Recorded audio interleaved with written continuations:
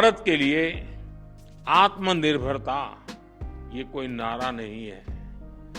इस दिशा में ठोस प्रयास हो रहे हैं। मेरी आप सभी से, देश के सभी शिक्षकों से भी अपेक्षा है कि आत्मनिर्भर भारत के महत्व का बीजारोपण, इस विचार की सीडिंग निरंतर हर विद्यार्थी में करते रहें। आप ही हैं जो बच्चों को बहुत सरलता से उनकी अपनी भाषा और बोली में भारत के आत्मनिर्भर होने के महत्व को समझा सकते हैं और आपकी बात वो मानता भी है। आप उन्हें बता सकते हैं कि दूसरों पर निर्भर रहने से देश कभी उतनी तेजी से आगे नहीं बढ़ सकता जितना उसका सामर्थ्य होता है। विदेशी चीजें कैसे घुस गई है पता ही नहीं है। इरादा नहीं है कि मुझे विदेशी चाहिए, लेकिन पता ही नहीं है।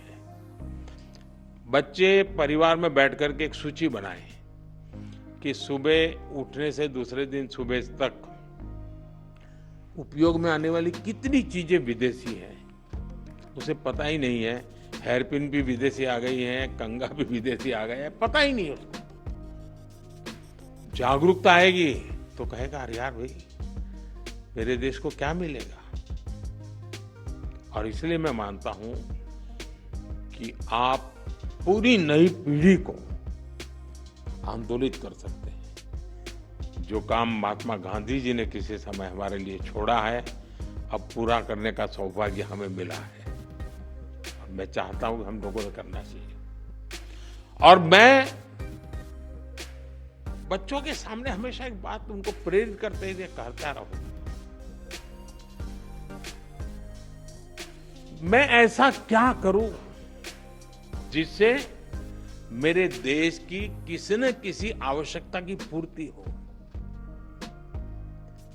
ये चीज है मेरे देश में नहीं है, नहीं मैं करूंगा, मैं कोशिश करूंगा, मैं मेरे देश में लाऊंगा।